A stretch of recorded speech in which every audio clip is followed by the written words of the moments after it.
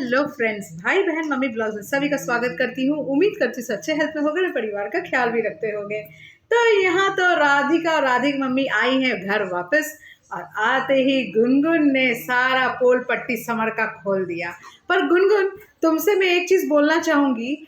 तुम वहाँ से इजीली निकल सकती थी, पर तुम वहाँ पे आराम से पलथी मार के बैठी हो, और समर जो भी नौटंकी करा तुम उसको इजाज़त दे रही हो करने के लिए। तो ऐसा देखने में लग रहा था ना जैसे तुमको भी ना मज़ा आ रहा है कि वो तुम्हारे साथ कुछ भी ऐसा करे और तुम उसको धक्का देने में बस 1 सेकेंड में बस तुम उसको धक्का दोगी। तुमको तो उसे 2 थप्पड़ खींच के मारना चाहिए था। ऐसे 2 थप्पड़ उसको लगाती ना, दोबारा वो तुमको छूने की कोशिश नहीं करता।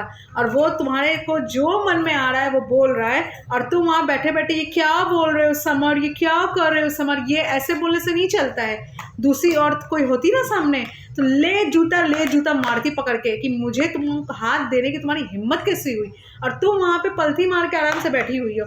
और अब राधिका की मम्मी और राधिका को बोल रही हो। और राधिका की मम्मी, इसको तुम्हें एक चीज़ बोलना चाहूँगी, आप किस लिए राधिका को उस घर में रखी हुई है? कोर्ट से परमिशन मिला इसलिए रखी हुई है। अरे कोर्ट के परमिशन जाए भाड़ में, आप जल्दी जल्दी समर से राधिका का डिवोर्स करवाओ और अपनी बेटी को अपने साथ लेके जाओ। फिर भाड़ में जाए समर का घर, और समर का घर समर को दे दो। क्या ज़रूरत है आप लोग भी वहाँ घर को कब्जा करके रखे हुआ। और या तो डिवोर्स जब दोगे तो डिवोर्स देने के बाद जो मिलता है एक बीवी का अधिकार, वो बीवी का अधिकार उसको दिला दो, बस ख़त्म। आप क्यों ये सोच के बैठी हो कि आपकी बेटी का फिर से घर बसेगा? क्योंकि आपकी बेटी का घर इसी ये सब समझौता नहीं बसेगा। समर कभी भी लॉयल रहने वाला नहीं है राधिका के साथ। आप जितना भी सोच लो राधिका की मम्मी कि आपका जमाई आ जाए तो कल ठीक हो जाएगा, अरे वो कभी सुधरने वाला नहीं है। आप तो खुद ही अभी बोली ना, और आपकी बेटी ने भी कहा कि कुत्ते का दुम कभी भी टेढ़ा का टेढ़ा रहता, कभी सीधा नहीं होता है। तो समर कैसे सीधा हो जाएगा? ये तो 1 नंबर का कुत्ता है, ये कहाँ से आपको सीधा सीधा दिखेगा? ये हमेशा दूसरी लेडीज़ के ऊपर ही नज़र गड़ा के रखता है। और अभी तो फ़िलहाल इसको ये है कि मेरा फ्लैट हाथ से चला गया, गुनगुन का फ्लैट हमारे हाथ से चला गया, अब हम क्या करेंगे?